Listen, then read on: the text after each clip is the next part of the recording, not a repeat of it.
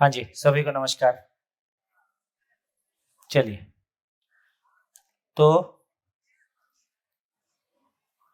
Break के पहले हम यहाँ थे कि बेसिकली सारे झंझट का कारण समान से सम्मान की तलाश और सुविधा से सुख की तलाश। जब सुख कह रहे हैं तो निरंतर की बात कर रहे हैं।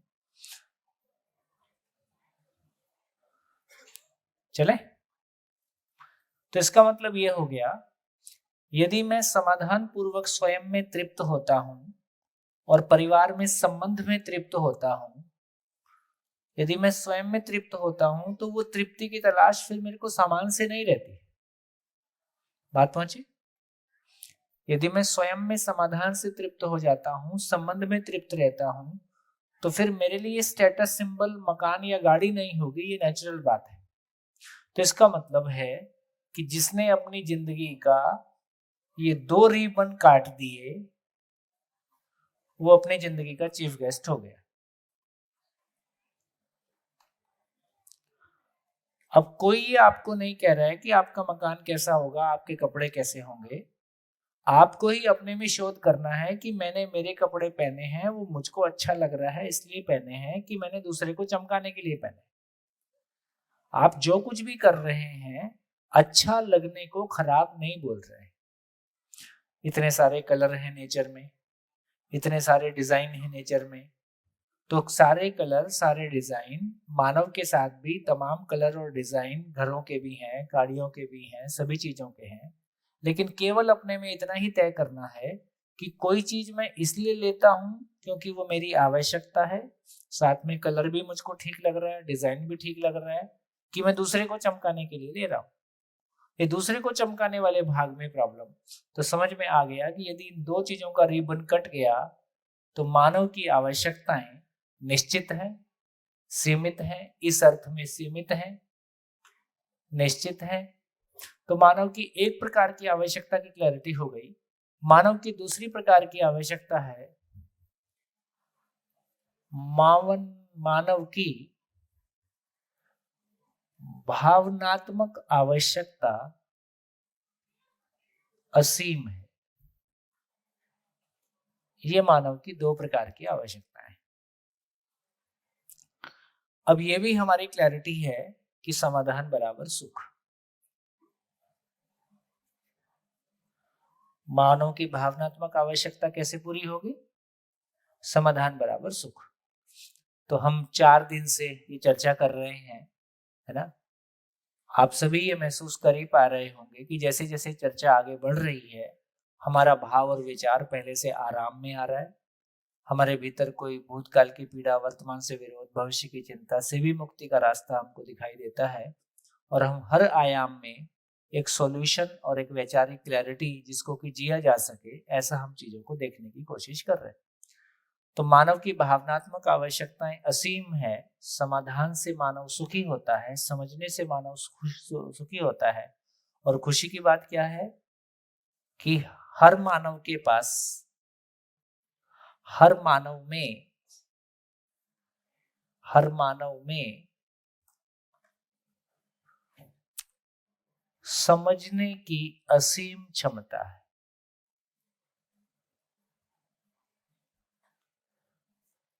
भावनात्मक आवश्यकता यदि असीम है तो समझने की क्षमता भी मानव में असीम है। इसलिए हर मानव इसलिए हर मानव निरंतर सुखपूर्वक जी सकता है। इसमें कोई कमी है तो बताइए।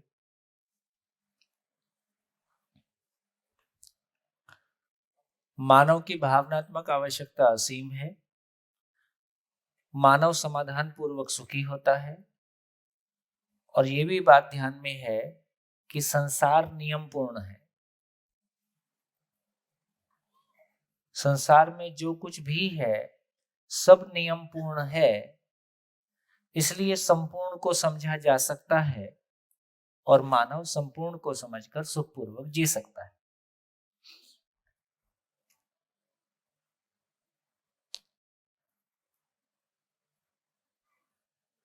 कोई कमी है तो बताइए।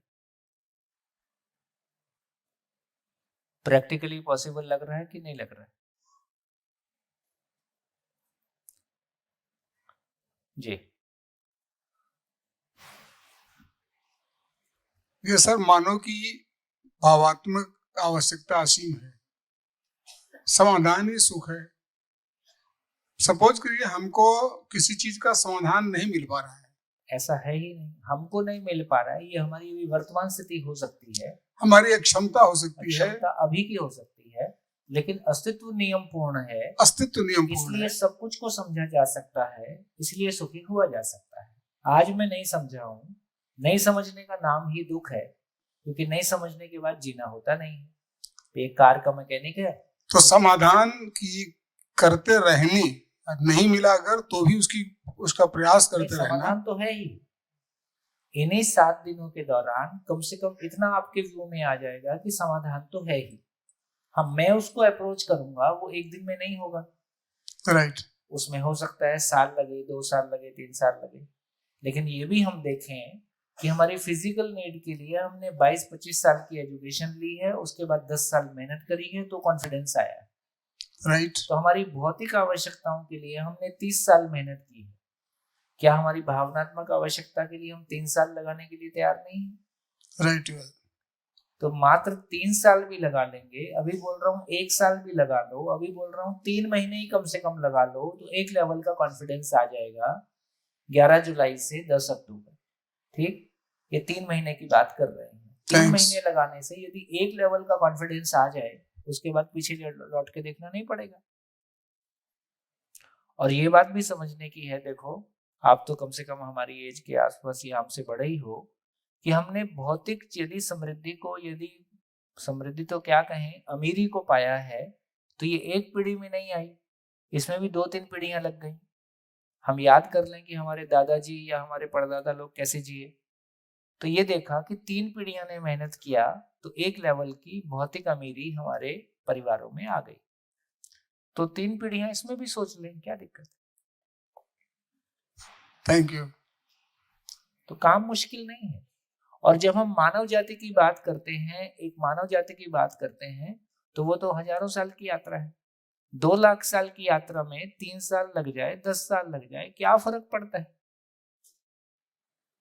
पिछला 10 साल कैसे गया याद करो। जिस स्कूल कॉलेज से पढ़ के निकले थे, उसके सामने से निकलते हैं तो ऐसा लगता है कल की बात है, और वहां से निकले 30 साल हो गए। जब जिंदगी में पीछे लौट के देखते हैं तो टाइम कुछ भी नहीं लगता है, वाकई में। तो यहां से ये समझ में आया कि हम जिन चीजों के बारे में चर्चा कर रहे हैं, वो मानव जाति की हजारों साल की समस्या। कहा तो भाई 2 लाख साल से मानव इस धरती पे है, 5000 साल से तुम आत्मा परमात्मा की बात कर रहे लिखित रूप में। 5000 साल से आत्मा परमात्मा की बात करने के बाद कितने लोगों को समाज में सुख समझ में आया, कितने लोगों को सम्मान समझ में आया? हम 5000 साल के यात्री हैं कम से कम, ज्ञान की यात्रा जब से हम कर रहे हैं। इससे ये समझ में आया कि फिर यदि 2-3 साल, 1 साल की बात हो रही है, 10 साल की भी बात हो रही है, क्या फर्क पड़ता है? 10 साल तो ऐसे ऐसे निकलता है, 10 साल। तो इससे ये क्लैरिटी बन रही है, कम से कम लॉजिकली इस बात को सुनने से 7 दिन में भी ये विश्वास आता है कि जितनी रुकी हुई गांठें थी, जितने रुके हुए जगह थी, कम से कम साइंस कहाँ आके रुकती है वो हमको पता चलता है, धर्म और अध्यात्म कहाँ आके रुकता है वो हमको पता चलता है, और व्यवहारिक रूप में क्लासरूम में जिंदगी को लाया जा सकता है। इस पे और शोध करने की, काम करने की आवश्यकता है। धीरे धीरे लोग काम कर रहे हैं, बढ़िया। इसमें कोई चिन्ह नहीं है, प्रतीक नहीं है, पूजा नहीं है, पाठ नहीं है, मंच नहीं है, माला नहीं है, दान नहीं है, दक्षिणा नहीं है। आप जिन भी गुरुओं को मानते हो, जिन भी संप्रदायों को मानते हो, उन्हीं को मानते हुए, उन्हीं का सम्मान करते हुए, बल्कि जो कुछ उन्होंने लिखा है उसी को घर में कैसे लाया जाए, फिर कोई नया काम थोड़ी कर रहे हैं। वसुधैव कुटुंबकम तो हजारों साल पहले का लिखा हुआ है। अपना कुटुंब संभल नहीं रहा है, तो ये तो हमारे लिए सम्मानजनक बात नहीं है। तो पहला कॉन्फिडेंस ये है कि हम अपने कुटुंब को संभाल पाए, अपने आप को संभाल पाए, तो हमको एक कॉन्फिडेंस आएगा कि आगे भी चला जा सकता है। बाकी तो खाना पीना है, बढ़िया। तो क्या समझ में आ गया? तो ये बात हमारे ध्यान में आ गई कि मानव की भावनात्मक आवश्यकताएं असीम हैं और भावनात्मक आवश्यकताएं वस्तु से पूरा नहीं होती हैं। ये भी हमारे ध्यान में उस समय आ गया था जब हम ये चर्चा कर रहे थे। क्या चर्चा कर रहे थे? हम ये चर्चा कर रहे थे कि शरीर की आवश्यकता अलग है। जब हमने शरीर और मैं की आवश्यकताओं को डिफरेंशिएट किया था तब हमारे ये ध्यान में आ गया था कि शरीर की आवश्यकता अलग है, मेरी आवश्यकता अलग है। मेरी आवश्यकता से शरीर की आवश्यकता पूरी नहीं होती और शरीर की आवश्यकता से मेरी आवश्यकता पूरी नहीं होती। क्या मतलब? आप घर गए, आपने पत्नी से कहा खाना ले आओ। पत्नी बोले कि मैं आपको बहुत प्यार करती हूँ। अब क्या होगा? अब लगे कि ठीक से सुना नहीं है। बोले खाना मांगा है, खाना प्यार रखो अपने पास, खाना ले आओ। अच्छा, पति 4 रोटी लाके पत्नी ने मुंह पे मारी। प्यार तो तुमको चाहिए ही नहीं, बस खाना ही चाहिए था, ले खाओ। अब पता चला भूख भी गई। इसका मतलब ये हुआ कि कितना भी हम समझदार हो जाएं और कितना भी आपस में प्यार करें, भोजन की आवश्यकता रहेगी कि नहीं रहेगी? रहेगी। ठंड लगेगी नहीं लगेगी? मैं जागृत हो गया, समझदार हो गया, अब ठंड लगना बंद हो गया। मकान की आवश्यकता रहेगी, गाड़ी की आवश्यकता रहेगी, और मेरे समझदार होने मात्र से ये गाड़ी नहीं आ जाएगी, खाना नहीं आ जाएगा। इसका मतलब ये हुआ खाने की आवश्यकता, गाड़ी की आवश्यकता किसी फैक्ट्री से ही पूरी होती है, किसी खेत से ही पूरी होती है, उसमें कोई श्रम ही करता है। तो हमारी भौतिक आवश्यकताएं श्रम पूर्वक ही पूरा होती हैं, इसका कोई विकल्प नहीं है। इसलिए हमको अपनी भौतिक आवश्यकताओं के लिए भी कुछ करना ही होगा। मानसिक आवश्यकताएं, भावनात्मक आवश्यकताएं केवल समझने से पूरा हो जाती है। जब भी कोई आदमी उदास है, परेशान है, तो हम क्या कहते हैं? जब भी कोई परेशान है तो क्यों परेशान? बोले किसी ने मेरे को समझा नहीं। और कोई खुश है तो किस बात के लिए है? कोई मेरे को समझता है। यदि सारा ही मामला इतना है तो हम ही खुद को समझ लें। तो सारा खेल इस बात का है कि ये सृष्टि नियम पूर्ण है। मानव का शरीर भी किसी नियम से है। मानव के सुखी होने के भी कोई नियम है।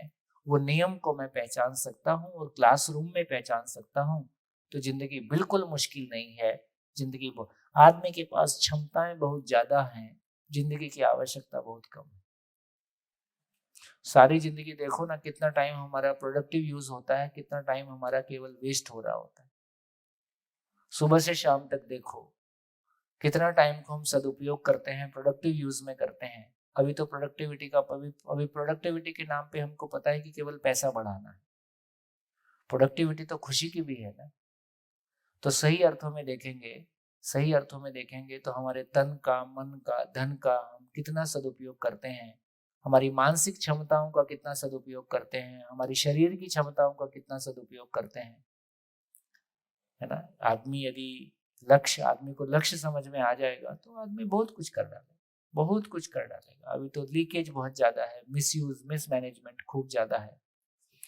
तो ये हमारे ध्यान में आ गया कि मानव की भौतिक आवश्यकताएं असीम है। समाधान से मानव सुखी होता है। संसार नियम पूर्ण है। मानव के पास समझने की असीम क्षमता है, इसलिए सब कुछ को समझ सकता है। हर मानव सुखपूर्वक जी सकता है। हर मानव सुखपूर्वक जी सकता है तो दूसरे के सुखी होने में योगदान दे ही सकता है ना। दूसरे के, क्या बोला? जीने देना ही जीना है। जीने देना ही जीना है। यही मेरा सम्मान है, यही मेरी पहचान है ना। सब कुछ इतने में तय हो गया तो सारी गरीबी ही खत्म हो गई, है ना। यही मेरा स्टेटस है। मेरा स्टेटस ये है कि मेरी स्टेट ऑफ माइंड क्या है। मेरा स्टेटस ये है ना, मेरे कारण, मेरे परिवार के कारण, मेरी कंपनी के कारण कितने लोगों को जिंदगी मिलती है। सही अर्थों में ये हमारा स्टेटस है।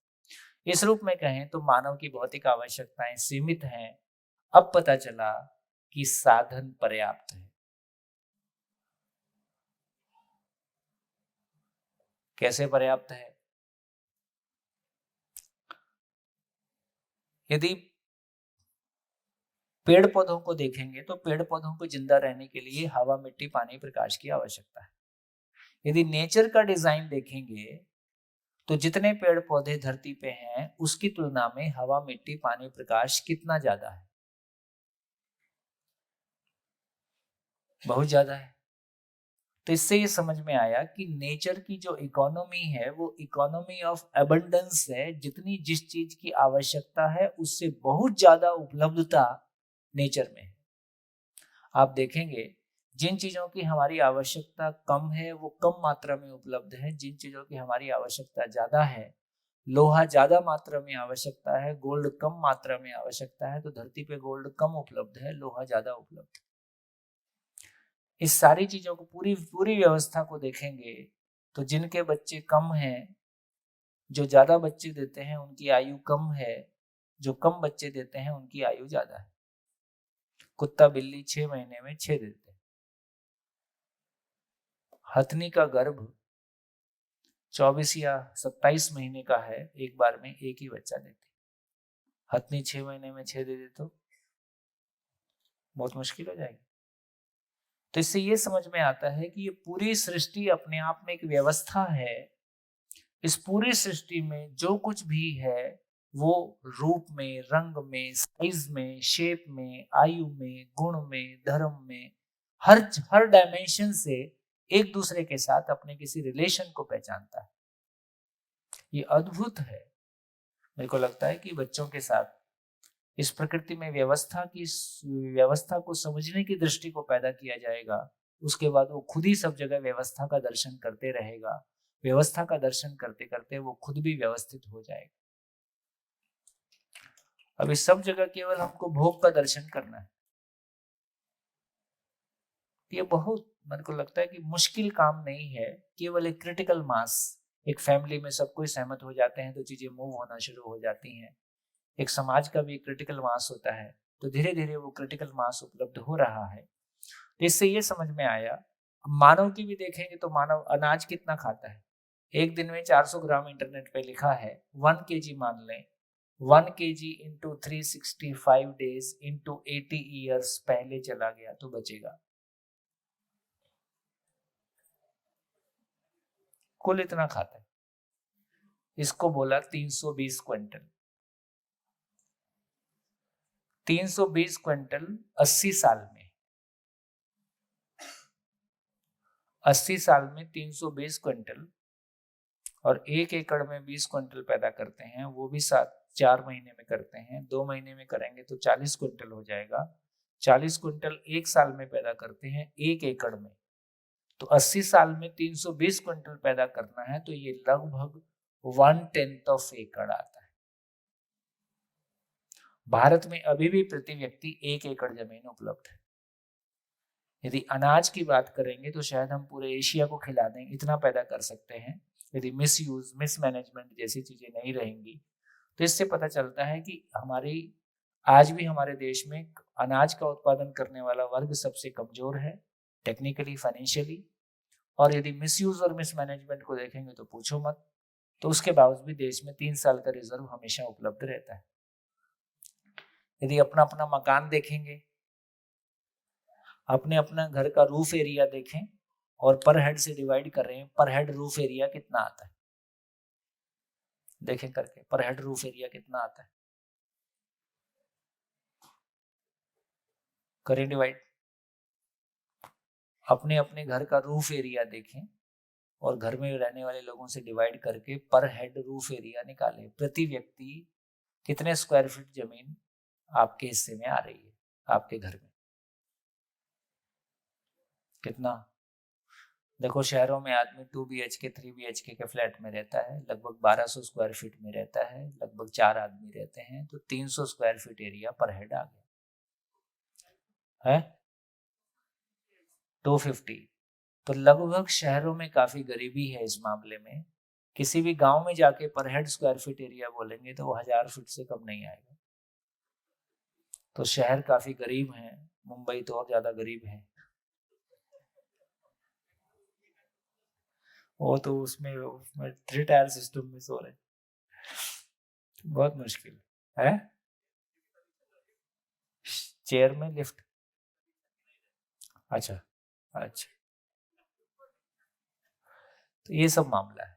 तो ऐसा देखेंगे तो यहाँ समझ में आया। तो आदमी, अब देखो, अब ये भी यदि आजकल हम देखें तो यदि अब ये समझ में आ रहा है, जैसे पुरुषों से पूछूं कि साल भर में कितने जोड़ी कपड़े नए खरीदते हैं, साल भर में कितने जोड़ी कपड़े नए खरीदते हैं? 2 या 3, 4। बहनों से पूछूं,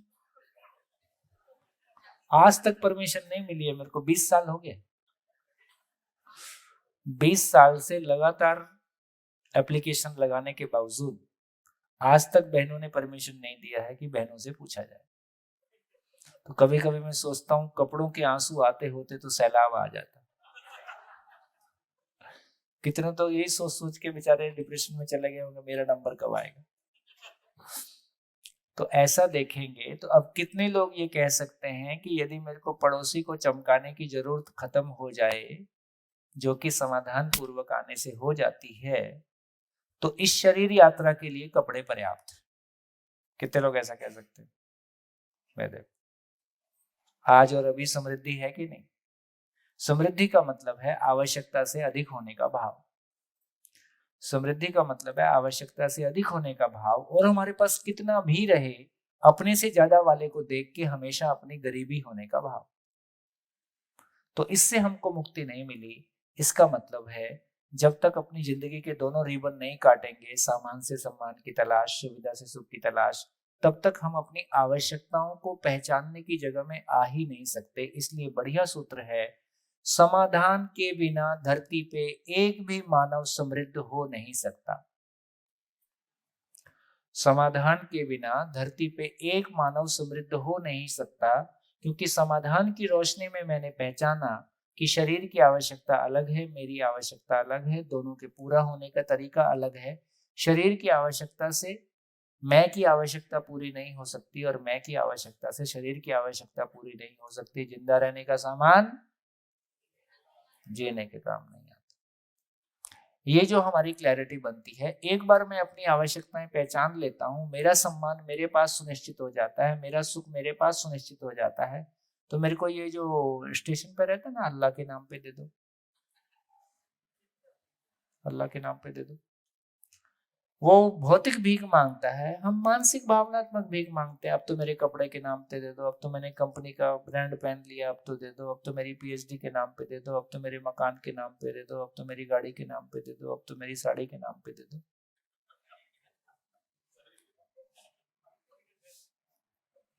यही तो कर रहे हो, और क्या कर रहे हो?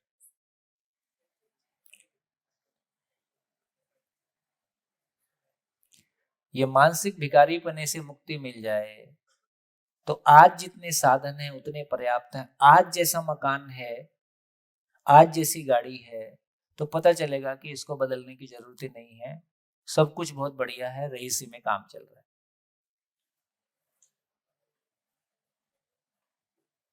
बढ़िया। तो इससे ये समझ में आया कि हमारी जिंदगी का बड़ा हिस्सा इस बात से चलता है कि लोग क्या कहेंगे। मेरी जिंदगी के लिए मेरी कोई सोच, मेरे सपने हैं ही नहीं। सारे मेरे सपने वो हैं कि जिसमें लोग क्या कहेंगे शामिल है।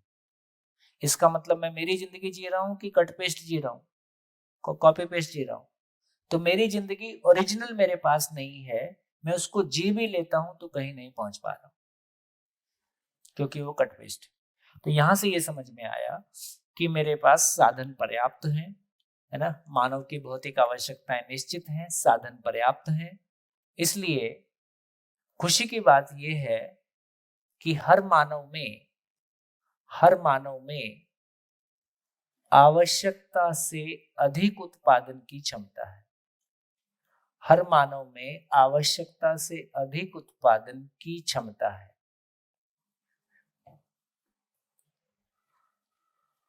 कि नहीं?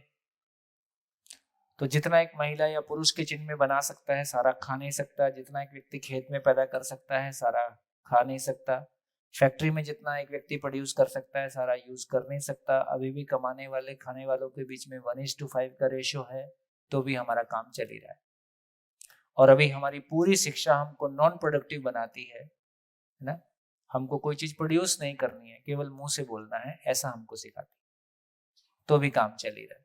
इससे ये समझ में आया कि हर मानव में आवश्यकता से अधिक उत्पादन की क्षमता है। इसलिए यदि अपनी आवश्यकताओं की पहचान हो जाए, सामान से सम्मान और सुविधा से सुख की डोर कट जाए और एक मानव का अध्ययन हो सके, हम मानव की आवश्यकताओं की पहचान कर सकें, तो हर परिवार समृद्धि पूर्वक जी सकता है। समृद्धि का मतलब है आवश्यकता से अधिक होने का भाव, अभाव का अभाव, आवश्यकता से अधिक होने का भाव, इसका नाम समृद्धि है। तो समृद्धि एक भाव भी है, उसमें आवश्यकता भी है। तो हर परिवार समृद्धि पूर्वक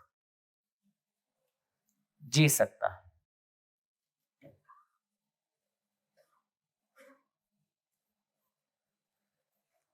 तो क्या निकल के आ गया? सभी मानव सुखी हो सकते हैं, सुखपूर्वक जीने देना ही जीना है, इसलिए सभी मानव सफल हो सकते हैं, सम्मानित हो सकते हैं, सभी परिवार समृद्ध हो सकते हैं। तो ये मॉडल आपके सामने आ गया कि धरती के सभी मानव सुखी हो सकते हैं, सभी मानव सफल हो सकते हैं। अब मेरी सफलता का मापदंड क्या है? मेरे सुख का मापदंड क्या है? मेरा समझदार होना। मेरे सम्मान का मापदंड क्या है? जीने देना ही जीना है। और मेरी सफलता का मापदंड क्या है? जितना मैं दूसरों के जीने देने का, मेरे जीने देने का विस्तार ही मेरी सफलता है। यही वो फल है जो मेरे साथ जाता है। तो इसका मतलब है नेचर में ऐसा डिजाइन ही है कि सभी सफल हो सकते हैं, सभी सुखी हो सकते हैं, सभी की सभी आवश्यकताएं पूरी हो सकती हैं। बल्कि इसके उल्टा एक नियम है, एक भी गलत इच्छा पूरी हो नहीं सकती, एक भी सही इच्छा अधूरी रह नहीं सकती। नियम ऐसा है। कैसे? गलत इच्छा होगी तो क्या होगी? गलत इच्छा होगी तो सामान से सम्मान की तलाश होगी, सुविधा से सुख की तलाश होगी। यदि गलत इच्छा ये है तो क्या ये पूरी हो सकती है? घटना पूरी हो सकती है। तो मैं कहता हूँ बैंक में डकैती डाल के मैंने 10 करोड़ लूट के ले आया, लेकिन कितने करोड़ लूट के लाने से, या लूट के लाना छोड़िए, अपनी पुश्तैनी संपत्ति भी हमारे पास है, उसके आधार पे हम समृद्धि के भाव को पा जाएंगे, ये संभव नहीं है ना। काम करना ज्यादा मुश्किल काम है कि खाली रहना ज्यादा मुश्किल काम है? खाली रहना ज्यादा मुश्किल काम है। इससे ये समझ में आया कि यदि मेरे को खुद को ये फील नहीं होता है कि मेरी उपयोगिता नहीं है, तो चाहे आपके पास घर में खाने पीने के लिए पर्याप्त है, देखो कितनी कैसी बात है, कॉलेज से निकलने के बाद घर में कोई पैसे की कमी नहीं रहती है, लेकिन घर से पैसा मांगना हमको ठीक नहीं लगता। ये नेचुरली होता है कि नहीं? इसका मतलब है कि किसी एक समय के बाद हर मानव में अपने आप से यह अपेक्षा जग जाती है कि वो फाइनेंशियली सेल्फ रिलायंट, अपनी अपनी भौतिक आवश्यकताओं को खुद पूरा कर सके, यही उसका स्वाभिमान है। और शादी होते ही किसी को ये पता चले कि हमको जीना नहीं आता है ना, शादी होते ही पति पत्नी में झगड़ा हो रहा है, तब तक पड़ोसी बीच में आ गया, तो हम क्या करते हैं? उसको चिल्ला चिल्ला के बताते हैं कि आंसू पहुंच के बिल्कुल ऐसा कर देते हैं कि उसको पता ही ना चले कि कुछ हुआ था। हम नहीं चाहते कि हमारे घर की बात किसी को पता चले। क्यों? क्योंकि हमें ये स्वीकार्यता है कि हम बड़े हो गए हैं, हमको जीना नहीं आता है, ये किसी को पता ना चले। ये किसी एक में है कि सभी में है? सभी में है।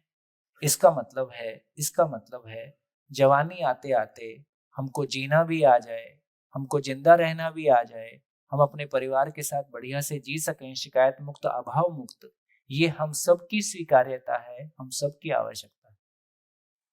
ऐसी योग्यता हमको उपलब्ध हो जाए तो इसी का नाम जिंदगी है। तो ये दूसरा बात जो कह रहे थे, सही इच्छा होगी तो क्या होगी? समाधान से सुखी होने की इच्छा, जीने देना ही जीना है, इससे सम्मान पाने की इच्छा, ये पूरी हुई थी, इसमें ये पूरी ना हो ऐसा होता ही नहीं है। श्रम से समृद्धि, कोई भी काम हम करेंगे, है ना, हम अपने श्रम से कोई चीज जी रहे हैं, इसी से हमारे भीतर सुरक्षा का भाव आता है।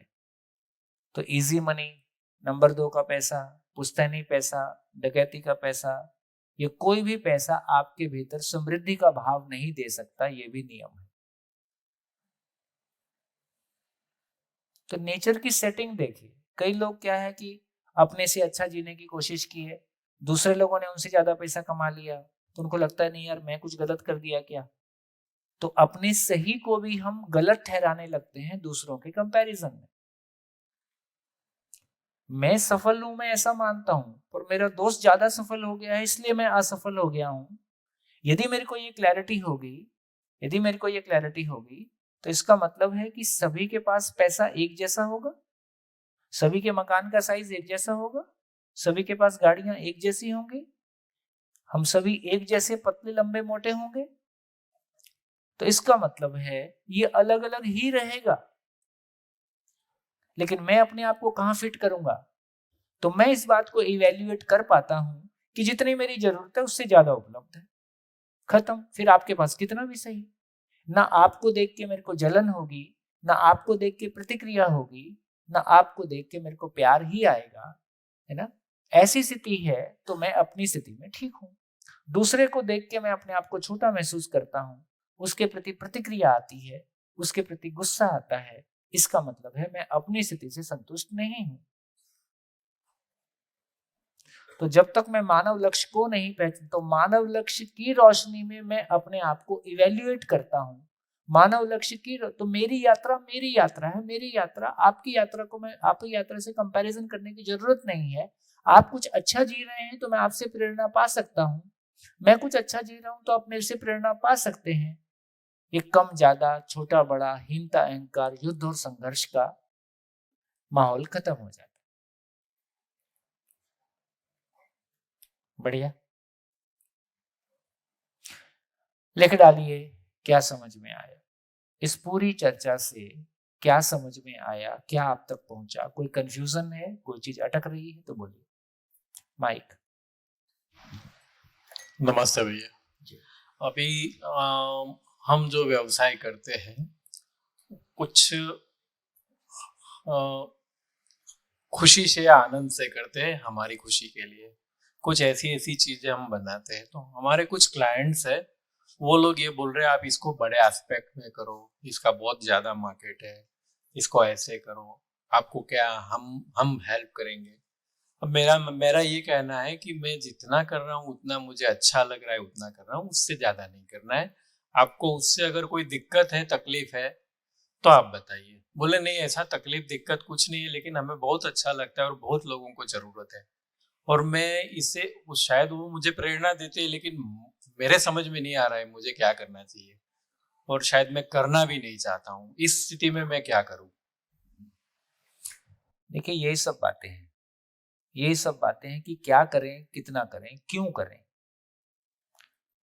तो कोई चीज के बारे में 4 क्वेश्चन लगाने से उसकी वर्तमान कुंडली बन जाती है।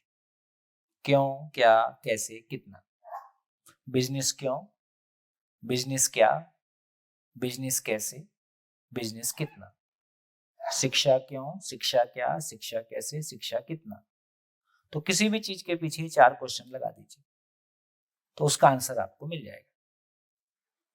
लिख लीजिए, क्यों, क्या, कैसे, कितना, फिर कब कहां आगे अपने आप निकल आता है।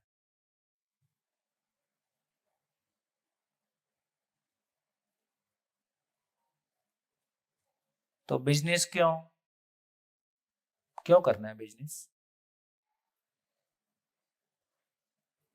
माइक लीजिए। वो कुछ मेरी इंस्पिरेशन है और वो हिसाब से मैं करता हूँ। हाँ, जनरल बात करें तो कोई भी बिजनेस किस बात की, हाँ, फाइनली कोई भी बिजनेस जिंदा रहने के लिए, हमारे जिंदा रहने के लिए, हाँ जी, अच्छे से जिंदा रहने के लिए, हाँ जी, और दूसरों के भी हम कितना रोजगार क्रिएट किए, यदि समझदारी की बात अभी ना भी करें, हाँ, तो भी कितने लोगों के जिंदा रहने में हम सहयोगी हुए। हाँ, पक्की बात है, मिनिमम बात है। हाँ। और कितने लोगों के जिंदा रहने में हमने वो प्रोडक्ट दिया जिसकी वजह से उनकी जिंदगी में भी कोई खुशी आई। हाँ तो इस तरह से हम 3 तरफ काम कर रहे हैं। हाँ। एक मेरी फैमिली है, एक वो फैमिलीज हैं जो हमारे साथ बिजनेस के रूप में काम करती हैं, हाँ। एक वो फैमिलीज हैं जिनको हम कैटर करते हैं, डिलीवर कर, जिनको हम कोई प्रोडक्ट डिलीवर करते हैं। हाँ। तो फाइनली ये सब समाज में ही है। तो एक समझ में आ गया कि कंपनी का भी एक ही लक्ष्य है, मानव लक्ष्य। हाँ। अब यदि कंपनी का, जैसे हम यहाँ दर्शक भाई के यहाँ समर डायमंड में पूरे परिवार के साथ में, क्यों हम ये शेयर कर रहे हैं, क्योंकि ये पूरा परिवार इस काम में लगा है। हाँ। और एक सामाजिकता इससे डिलीवर होती हुई दिखाई देती है। सही बात। तो यदि हम इस काम के लिए पैसा नहीं लेते हैं तो हम किसी के लिए जो केवल पैसे के लिए काम करेगा उसके लिए हम क्यों काम करेंगे। सही बात है। तो इसका मतलब ये हुआ कि सही अर्थों में देखा जाए तो कंपनी समाज में है, समाज के लोगों के द्वारा है, समाज के लोगों के लिए।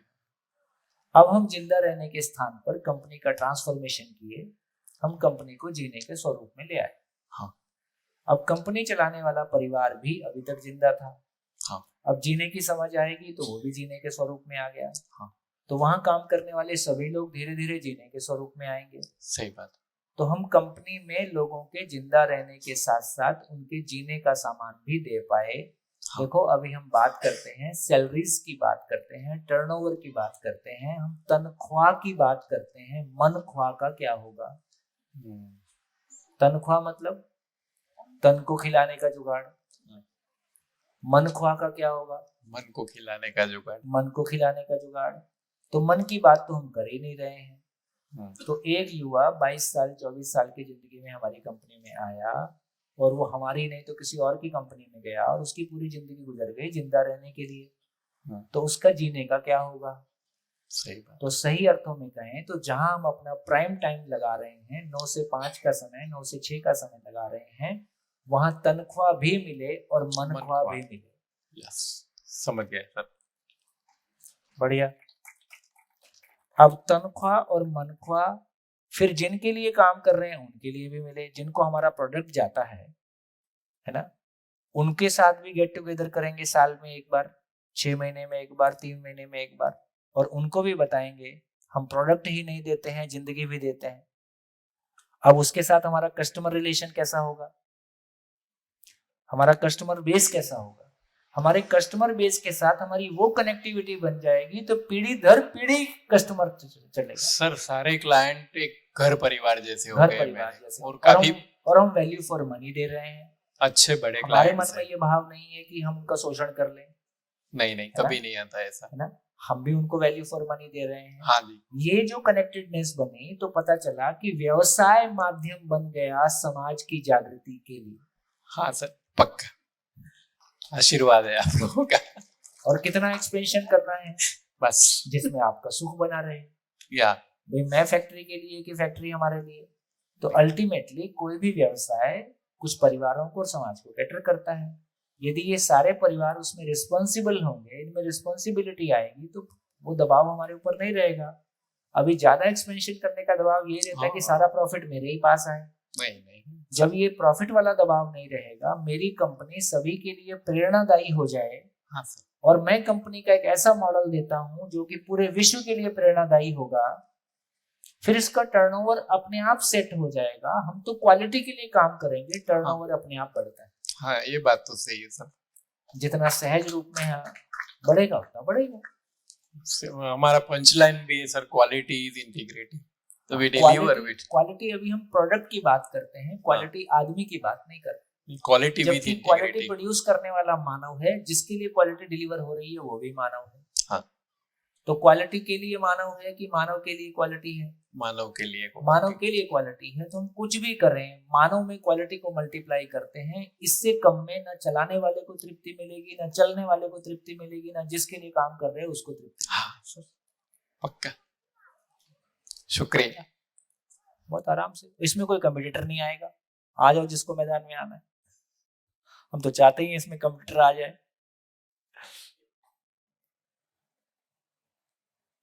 ऐसा भी एक बिजनेस हो सकता है ना, जो मानव लक्ष्य के लिए समर्पित हो सकता है, जिसमें कि बिजनेस टर्नओवर अपने आप बढ़ेगा, क्वालिटी अपने आप बढ़ेगी और अनावश्यक की जो एचआरडी डिपार्टमेंट जो लगातार लोग कंपनी छोड़ते रहते हैं, नए लोग कंपनी में आके ज्वाइन कर, कई तो कंपनियां ट्रेनिंग सेंटर ही बन के रह जाती है ना। तो ऐसी कोई जगह होगी तो हम ह्यूमन रिसोर्स डेवलपमेंट की बात नहीं करेंगे, हम ह्यूमन कॉन्शियसनेस डेवलपमेंट की बात करेंगे। तो एचआरडी को एचसीडी करना पड़ेगा।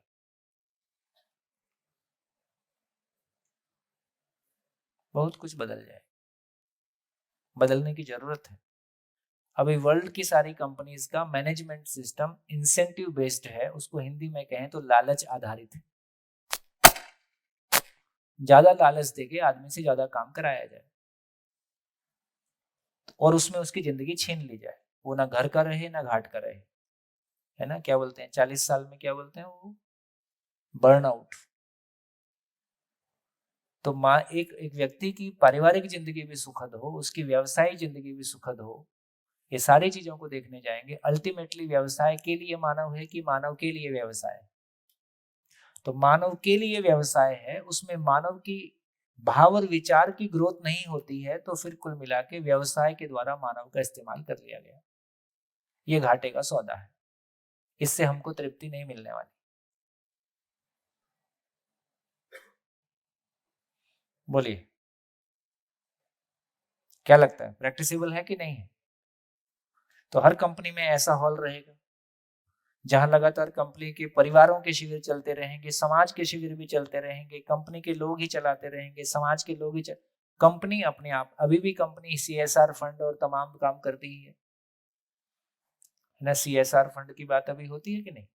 तो एक कंपनी समाज में काम करती है, वो समाज के लिए उत्तरदायी है, ऐसा हम मानते हैं, और सीएसआर फंड को किसी भी तरह से हम जैसा भी सेट कर देते हैं। तो मेरे को लगता है कि उसको सीएसआर फंड केवल एक गवर्नमेंट की फॉर्मेलिटी पूरा करने का नाम नहीं है। सही अर्थों में कहेंगे तो कंपनी के द्वारा सामाजिकता निभाना, कंपनी के लोगों की तृप्ति के लिए, कंपनी चलाने वालों की लोगों की तृप्ति के लिए उनकी खुद की जरूरत है। उसकी क्लैरिटी हमारी नहीं है तो हम अनावश्यक झंझट में पड़ना नहीं चाहते हैं, इसलिए हम बाईपास मारते हैं। बोलिए इससे कहाँ नुकसान हुआ? टर्नओवर कम होगा कि बढ़ेगा? बढ़ेगा। लोगों की संतुष्टि बढ़ेगी कि कम होगी? कस्टमर बेस बढ़ेगा कि घटेगा? रिलेशनशिप घटेगा कि बढ़ेगा? आनंद बढ़ेगा कि घटेगा? क्या मौजा ही मौजा, ऑल विन विन सिचुएशन। बिल्कुल ये संभव है। हाँ जी, कहाँ पहुंच गए? हाँ, जितनी बात अभी आपके सामने हुई, इसमें कोई बात आपको प्रैक्टिकल ना लगती हो, है ना, तो कह सकते हैं, नहीं तो लिख डालिए इस पूरे क्या मान के अभी तक जी रहे थे और क्या सामने आया, दोनों में क्या अंतर है, कहाँ पहुंचे।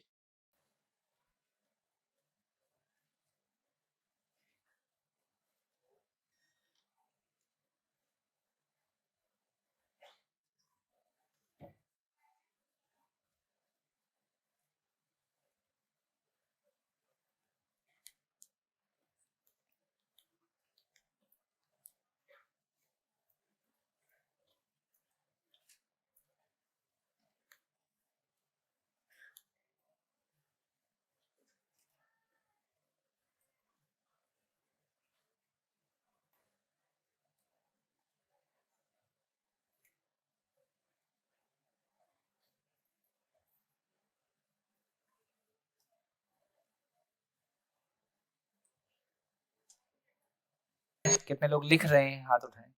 लिख रहे हैं। हम बात करें कि थोड़ा रुके? चलिए बोलिए। धन्यवाद। आप बाहर आ जाओ, उधर क्या स्पीकर है ना। अभी आपने जो बताया अच्छा, मेंटली प्रैक्टिकली अच्छा, मतलब रियल में हो सकता है।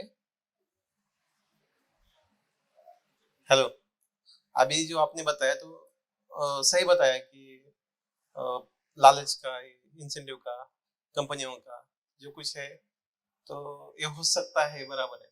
प्रैक्टिकली देखे तो उतना नहीं है, उतना प्रैक्टिकली भी आया नहीं। अभी गवर्नमेंट का भी देखेंगे तो नहीं, तो अभी किसी के पास जब समझ नहीं है तो कहाँ से आएगा? उम्मीद भी क्यों करें? हाँ, भाई जिनके पास समझ आई है उनसे उम्मीद कर सकते हैं। तो पहली बात, एक व्यक्ति के रूप में मुझको ये सुनने को मिला है। अब मेरे अंदर क्या संभावनाएं खिलेंगी ये आने वाला वक्त बताएगा। किसी परिवार के अंदर आता है तो उसके रिलेशनशिप कैसे खिलते हैं, किसी कंपनी में आता है तो उसकी वर्किंग कैसे खिलती है। तो जिनके पास ये सॉल्यूशन गया ही नहीं है उनसे क्या उम्मीद करें। जिन्होंने जिंदा रहने को ही जीना माना हुआ है, पूरा संसार ऐसा ही है, तो किसी से अपेक्षा भी क्यों करेंगे, और अपेक्षा करना उचित भी नहीं। उनके प्रति हमारी जिम्मेदारी बनती है कि हम इस बात को समझेंगे, उन तक पहुंचाएंगे। उसके लिए बहुत टाइम लगेगा ना, बहुत देर लगेगी। हमारा जो ग्रोथ रेट है वो बहुत कम है, उनका जो डाउन चल रहा है, मतलब नुकसान जो हो रहा है ज्यादा हो रहा है। क्या करें। और गवर्नमेंट का जो है ना, अभी हर साल बोलते हैं 20 कोटी लगाएंगे, दूसरे साल उसके में से 2000 भी नहीं दिखते पेड़, कुछ भी हो कोई बात। अपना बैलेंस बोलते कि अपना 2.5 लाख। देखो इसको ऐसा देखो, है ना, ये देखने का एक तरीका है। मेरे को लगता है कि पूरी सभा से मैं इस बात को कहना चाहूंगा कि पॉजिटिव की स्पीड कैसी है। तो कम से कम 5000 साल का हमारा फिलॉसफिक इतिहास है। 5000 साल की मान्यताएं यदि एक दिन में ध्वस्त हो सकती हैं तो गति कम है कि तेज है। जिन चीजों को हम पिछले 5000 साल से मान रहे थे, जब हम सभी यहाँ आए थे तो वो जिंदा थे कि जी रहे थे? सारे जी ही रहे थे तब तो, यहाँ आने के पहले। और शाम तक मुंडन संस्कार हो जाता है, शाम तक पता चलता है कि जिंदा है, जी नहीं रहे। और इसको किसी को भी स्वीकार करने में दिक्कत नहीं होती। सब स्वीकार पाते हैं कि हाँ वाकई में जिंदा है, जी नहीं रहे हैं, जीना तो कुछ और है। तो कितने प्रतिशत लोग हैं जो जिंदा रहने को जीना मान के चल रहे हैं आज के डेट में पूरे वर्ल्ड में? Almost all. तो कितनी बड़ी जिम्मेदारी है, कितना बड़ा रहस्य है, और लोगों तक बांट जाएंगे तो ऐसे लोग मान लेंगे। किसी समय तक कोई लोग कम स्पीड से, कोई भी चीज जब शुरुआती दौर में रहती है कम गति के साथ चलती है, इनर्शिया काम करता है, और कोई पॉइंट के बाद वो टेक ऑफ कर जाता है। तो मात्र आने वाले 10-20 साल में ये टेक ऑफ कर जाए। शुरू के दिन में पैसा लोगों की जरूरत थी, आगे नेचर लोगों की हाँ, आज हम उस स्थिति में भी आ गए हैं कि हम गरीबी से मुक्त हुए हैं और साधनों के साथ जी के सुखी नहीं हुए हैं। तो हर चीज किसी स्टेप के बाद आ रही है, तो अभी हमारी जरूरत थी इस बात की। अभी कॉमन मैन हम क्या कर सकते हैं कि कोई भी फंक्शन हो, कुछ भी हो, गेट टुगेदर हो, कि जो नेचर के संबंधी आपने बताया ना कि ये बड़े लेवल पे अगर ये हो सकता है तो छोटे लेवल से हम क्या करेंगे? सब हो सकता है। आने वाले समय में ये बात किसी समाज में जाएगी, समाज में बहने लगेगी। आने वाले 1-2 सरकारों में हमने जाते हुए देख लिया, है ना। धीरे धीरे वो समय आ जाएगा जब सरकारों के थ्रू और समाज के थ्रू जाएगी तो मास में जाना शुरू हो जाएगा। चिंता ना करो, कोई एक दिन इसके फिल्म बना देगा, पता चलेगा मासिस में 2 साल में सब चला गया। यदि किसी फिल्म डायरेक्टर को समझ में आ गया ये पूरा कॉन्सेप्ट और उसने सीरियल बना दिया, हर वीक में 1 घंटे का सीरियल आता है, तो ये मास में जाना शुरू हो जाएगा। भैया 2 महत्वपूर्ण बातें, आप कहाँ हो? हाँ, 2 महत्वपूर्ण बातें मेरे समझ में आई है कि एक तो अपना स्वयं का मूल्य या उपयोगिता क्या है, और वो है मानव लक्ष्य की प्राप्ति के लिए अपनी योग्यता विकसित करना। और दूसरा, ये जो भ्रमित मान्यता सामान्यतया है कि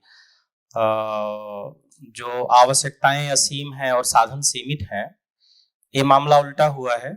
हमारी भौतिक आवश्यकताएं निश्चित हैं और साधन पर्याप्त। इसको सुनने में कितना अच्छा लगता है कि आवश्यकताएं निश्चित हैं, साधन पर्याप्त हैं। बिल्कुल। सुनने में कैसा लगता है? सुनने में भी अच्छा है और ये प्रैक्टिसेबल भी है। प्रैक्टिसेबल भी है, बिल्कुल। बहुत बढ़िया। और बोलिए। जो मुझे जानने को मिला अब तक की चर्चा से, उसमें पता चला कि स्वयं की उपयोगिता मानव लक्ष्य की प्राप्ति हेतु समाधान की समझ है और भौतिक आवश्यकताएं सीमित है मगर पर्याप्त हैं। जीने देना ही जीना है, सद्व्यय ही कमाई है, और संबंध पहचानने से शोषण नहीं होता। हमारी क्षमता श्रम खरीदने की है, वस्तु नहीं, और संज्ञानशीलता से संवेदनशीलता नियंत्रित रहती है। शानदार, गुड। हाँ जी, पीछे एक माइक। पीछे एक माइक देंगे, किसको चाहिए माइक? हाँ जी भैया, पीछे एक माइक देंगे।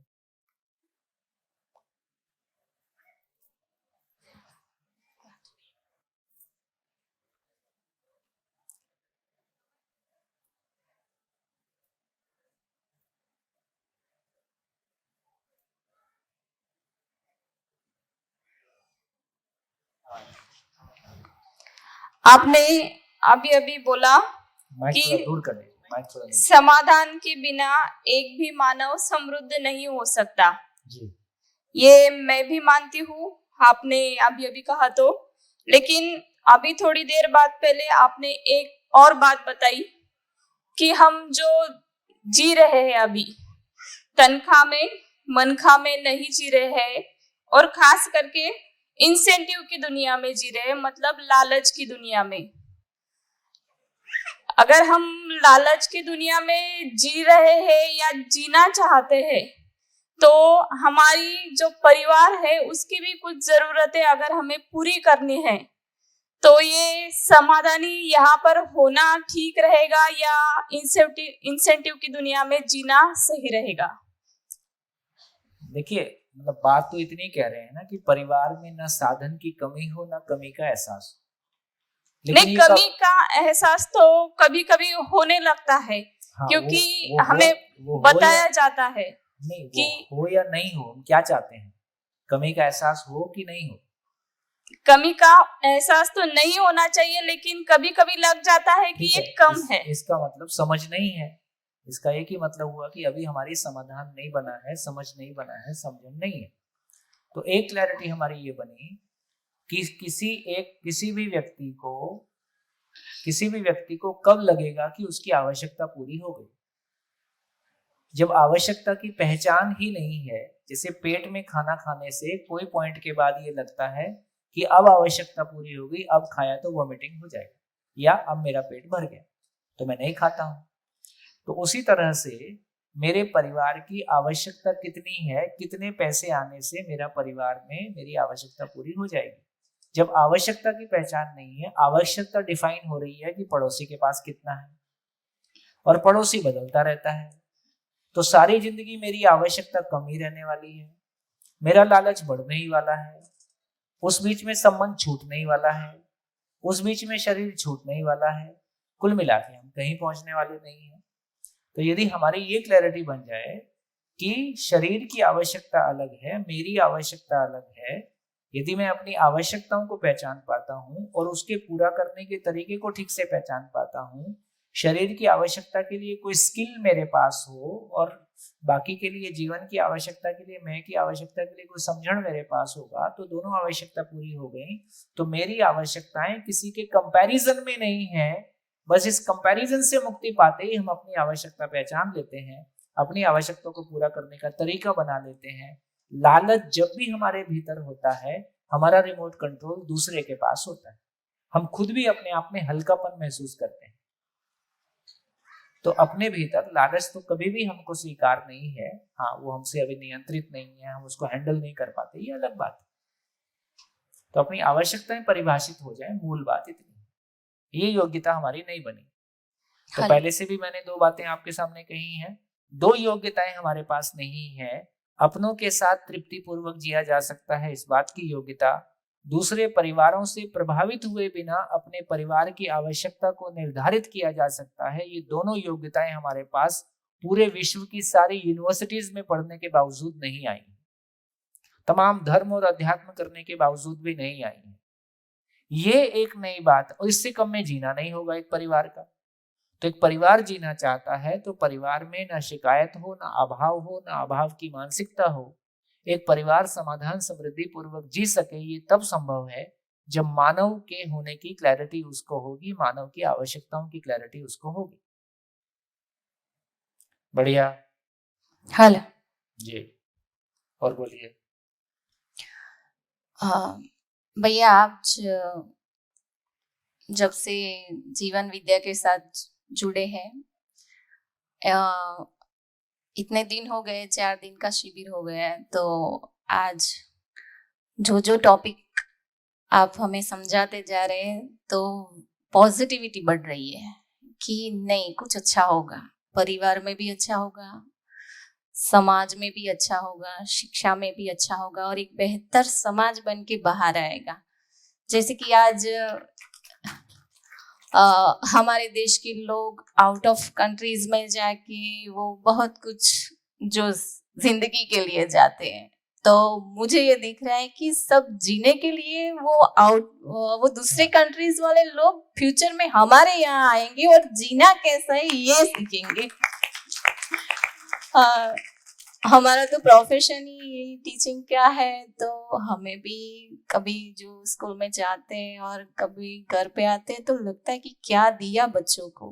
तो ये गवर्नमेंट्स की सब कुछ काम में ऐसे उलझ जाते हैं और जब घर पे आते हैं और कभी कभी सोचते हैं कि ये इतने छोटे बच्चों के साथ काम कर रहे हैं और इनकी जिंदगी के साथ खिलवाड़ कर रहे हैं, क्योंकि हमें भी इतनी पात्रता नहीं है कि हम कुछ लेके आए हैं।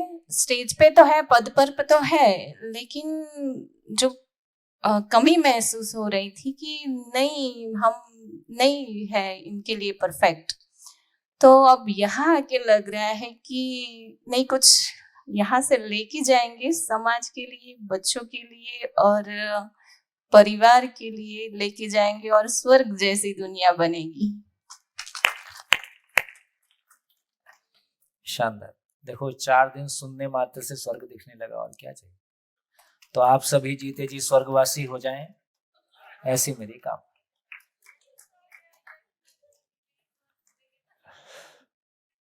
बढ़िया बढ़िया बढ़िया। तो ठीक हो गया, यहाँ तक ठीक पहुंच गए। तो इसमें हम सभी लोग पढ़े लिखे विद्वान लोग हैं, तो इसमें कोई कमी हो तो बताइए। और यदि ये समझ में आ रहा है कि ये प्रैक्टिसेबल है तो दम लगाया जाए और अपने अपने परिवारों को पहले स्वर्ग बनाए।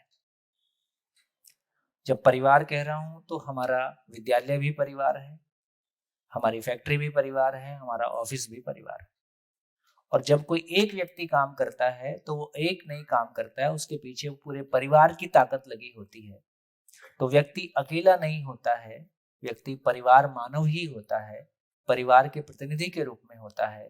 अभी यदि हम परिवारों में देखें तो हम सब अपना अपना करियर बनाने के लिए कहीं ना कहीं अपने परिवार को ही छोड़ के मानसिक रूप से, भावनात्मक रूप से, तो पूरे फैमिली की एक भावनात्मक जर्नी है, पूरे फैमिली की एक मानसिक जर्नी है, पूरी फैमिली की एक ग्रोथ है। जब तक ये हमारे ध्यान में नहीं आएगा तो हम कुल मिला के अकेले अकेले ही दौड़ रहे हैं और लास्ट में अकेले हो जा रहे हैं। जी बढ़िया, थैंक यू। हेलो हेलो, हाँ जी, कहाँ हैं आप? नमस्कार सर। नमस्कार। जैसे ये एक, आप कहाँ से हैं? मैं सर लखनऊ से हूँ। लखनऊ से। मेरा नाम अजय मिश्रा, मैं लखनऊ से हूँ। मैं ये कह रहा हूँ सर कि जैसे अभी आज हम लोगों का जो ये शिविर चल रहा है, ये जीवन विद्या परिचय शिविर है। परिचय शिविर के बाद बहुत सी चीजें जैसे हम लोगों को समझ में आ रही है, चीजें रीजनेबल हैं, समझने लायक हैं, समझ भी रहे हैं, कुछ लिख भी रहे हैं, कुछ कर रहे हैं। लेकिन मुझे ये अनुभव हो रहा है कि ये चीजें केवल परिचय के बाद एक अभ्यास के रूप में भी होना चाहिए। जैसे आप किसी भी चीज के लिए साधना करते हैं, मैडम मान लो स्कूल में पढ़ाती हैं तो ये एक अच्छा 1 की किताब, 2 की किताब, इस तरह से एक पुस्तकें भी होती है जिनको हम अभ्यास पुस्तिका कहते हैं। वैसे मैंने बाहर भी देखा जितनी किताबें लगी हुई हैं उनमें मुझे सर कहीं अभ्यास पुस्तिका टाइप चीज नहीं मिली। एक अभ्यास पुस्तिका होनी चाहिए जो हमारे सार सूत्र हों, उनको जैसे भी हम लोग बना सकें, एक सार सूत्र हो जाए इसका कि हम लोग नियमित नहीं तो साप्ताहिक उस पे एक साथ परिवार में बैठ के परिचर्चाएं हो, उतनी चीजें कही जाए तो उसका एक पॉजिटिव प्रभाव पड़ेगा और हम लोग उन चीजों को समझते रहेंगे। और जिस गति से हमारा ये चीज चल रही है इस पर प्रगति होगी, शायद बहुत से लोग परिचय शिविर से निकल के और अध्ययन शिविर में जाएंगे। ये एक रिक्वेस्ट थी और इसको फंडिंग करने के लिए जैसे जरूरत हो तो हम 2-3-4 कुछ लोग हैं मिलकर इसको फंडिंग भी कर सकते हैं, कोई दिक्कत नहीं है। फंडिंग की कमी नहीं है, आदमी की। जी सर, थैंक यू सर। हम लोग इसमें मैनुअली भी लग सकते हैं और उसको बना भी सकते हैं, राइट अप करके। सबसे बढ़िया काम करता है। तो ये Thank you, आइडिया sir. आपके मन में आया है तो आप कंटेंट को समझने का काम करें, बढ़िया टीम बनाएं, लोगों को आह्वान करें, बढ़िया कुछ बनाएं। Thank you sir. जी हाँ जी, तो मेरे को लगता है आगे बढ़ जाए। नमस्ते सभी को। अभी ये 4 दिन के बाद सबको भी ऐसा लग रहा है कि हमको ये चीज बहुत अच्छी लग रही है, हमको इसमें आगे बढ़ना है, ये सब बात जो ठीक लग रही है ना, तो ये जो माहौल है वो माहौल में जितनी ठीक लग रही है, जब भी इधर से छोड़ के हम अपने घर पे जाएंगे, अपने काम पे जाएंगे, सब जाएंगे, तो ये बात धीरे धीरे धीरे धीरे बिल्कुल निकल जाएंगी। और बहुत से लोग ऐसे होते हैं कि उधर जाने के बाद उनको एक दिमाग में ऐसे रहता है कि हमने जीवन विद्या शिविर की है, लेकिन ये शिविर का जो पर्पस था और इसमें जो अच्छा लगा था उसके पर कुछ काम होता नहीं है, सचारा और कुछ परिस्थिति नहीं होती है, तो उसके हिसाब से फिर वो बात ऐसी ही निकल जाती है और अपने अपने चीज में, और बाकी तो सबने अपना अपना ये सब फैला के रखा है, तो उसमें सब उलझनों में उलझ जाते हैं, वो सबको मालूम है। तो मेरा एक नम्र निवेदन है कि एक तो जितने जितने लोग जिधर जिधर से आए हैं, तो वो अपने ग्रुप में ठीक से अपना ग्रुप बना के इसको हर हफ्ते और डेली, इवन ऑनलाइन मॉर्निंग में भी काफी प्रोग्राम चल रहे हैं, और ऑफलाइन मतलब समझो कि जो है, कोई सिटी के है और साथ में आए हैं 10 लोग हैं, 12 लोग हैं, 15 लोग हैं, तो कैसे हर हफ्ते मिले और उसको आगे कैसे करें, उसके लिए ये बात जितना जितना ग्रुप हो सकता है वो एक, आप इधर से जाने के पहले ऐसे कुछ ग्रुप का गठन करके सोच के जाएंगे, तो फिर इधर ही हम लोग वो एरिया में, उधर कौन थोड़ा सीनियर आदमी है जो आपके साथ में इस गति को बढ़ाने के लिए आपको उपयोगी हो सकता है, वो सब बात फिर इधर हो सकती है, और ये करके जाएंगे तो फिर आगे की यात्रा ठीक होगी। एक बात। दूसरी बात ऐसी है कि ये विश्वनगर में तीसरी शिविर है, तो तीसरी शिविर है, तो ये शिविर के बाद अभी क्या है कि अपना ये शिविर 3 तारीख को दोपहर तक पूरा हो जाएगा, भोजन के पहले। भोजन के बाद में काफी लोगों ने ऐसी बात बताया कि अभी विश्वनगर में भी हमको काफी जगह पे गोष्ठियां का आयोजन करना है, तो भैया वो दिन इधर है पूरा दिन, तो हम विश्वनगर के जितने लोग हैं अभी ये शिविर में है, वो आगे भी जितना शिविर 2 शिविर हुआ उसमें जो लोग आए हुए हैं, वो सभी लोग हम वो 3 तारीख को 2:30 बजे, जैसे भी हम मतलब समझो कि ऐसे हम मिलते हैं रूटीन में, वैसे 2:30 बजे से 4 बजे तक विश्वनगर के सब परिवार इधर मिले, और हम लोग कितने लोग हैं आगे गोष्ठी के लिए रेगुलर अभी करना चाहते हैं, तो उसके हिसाब से भैया भी गोष्ठी के लिए स्पेशल बात करेंगे कि भाई ये कितना इंपॉर्टेंट है, क्या है, और स्पेशल सब मिलेंगे। और बाकी जो लोग ये शिविर में नहीं आए हैं वो लोगों को भी भैया के साथ मिलने का एक मुलाकात होगा, और ये हम ऐसे करके एक पूरा गोष्ठी ग्रुप बना के उसका प्लानिंग करके हम होंगे, तो उसके हिसाब से कम विश्वनगर में भी ये प्लानिंग होगा। और दूसरे लोग जो दोपहर तक मतलब दोपहर के बाद जाने वाले हैं, ऐसे लोग भी अपने जो ग्रुप है, तो हमको कैसे जुड़ना, ऐसा कोई भी बात है तो वो ग्रुप बना के हमारे साथ डिस्कस करेंगे, तो वो एरिया में कोई रहेगा, कैसे रहेगा, तो उसके लिए भी हम सहयोगी हो सकते हैं। तो वो एक बात खास, क्योंकि ऐसे सब माहौल बना है और सब लोग चाहते हैं कि हमको आगे कुछ करना है, हमको आगे कुछ बढ़ना है, तो जो लोगों की जैसी परिस्थिति मनस्थिति है उसके हिसाब से हम आगे आगे अपना कार्यक्रम कैसे बना सकते हैं, तो उसके लिए एक ये घोषणा ही है। विश्वनगर के ये अभी जो आए हैं, ये लोगों का एक जिम्मेदारी ऐसा बनता है कि जो लोग अगली 2 शिविर की है लेकिन अभी ये शिविर में नहीं है, वो लोगों को ये मैसेज देके वो दिन 2:30 बजे इधर बुलाना, ये हम सबकी जिम्मेदारी बनती है। हम इसका मैसेज बना के भी सब ग्रुप में डालेंगे, लेकिन फिर भी सब लोग हम 1 to 1 में भी बात करके सबको लेके आएंगे, तो इसके लिए ये खास जरूरत था। तो उसके बारे में और किसी का कुछ सुझाव है तो वो बता सकता है। बढ़िया। विश्वनगर वाले लोग एक बार हाथ उठाएं। विश्वनगर वाले, क्या बात है, जोरदार ताली। बहुत ही सुखद। और 3 तारीख को 2:30 बजे, हाँ 3 तारीख को 3 तारीख को 2:30 बजे बुलेंगे। हाँ। और जितने पुराने लोगों ने शिविर किया है और आपके संपर्क में होंगे तो उनको भी बुला लेंगे, और उस दिन बैठ के यहाँ का एक विधिवत कोई स्ट्रक्चर बना लेंगे, और ऑनलाइन ऑफलाइन जैसे भी होगा बाकी सारी चीजें करेंगे। तो देखो अभी जो उत्साह बना है, अच्छा लगता है, ये बना रहे उसके लिए हमको कोई प्रयास आगे करना होगा। हमारे लखनऊ वाले भाई साहब ने जैसा कहा, तो उसको बनाए रखने के लिए अब आगे क्या प्रयास करेंगे और मिलजुल के कैसे एक दूसरे के लिए पूरक हो सकते हैं, उसका डिजाइन 3 तारीख को 2:30 बजे बनाएंगे। बढ़िया। और दीपावली के लिए,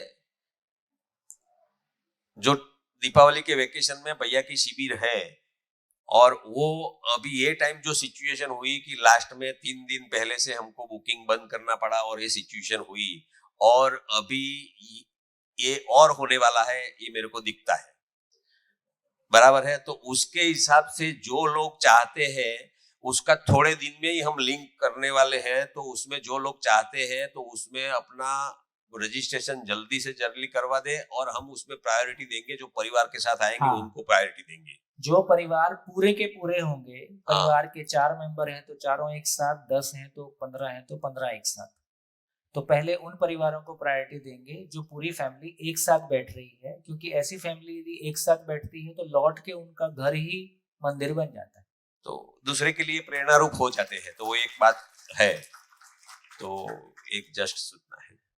बढ़िया बढ़िया। धन्यवाद, नमस्कार, फिर मिलेंगे कल सुबह।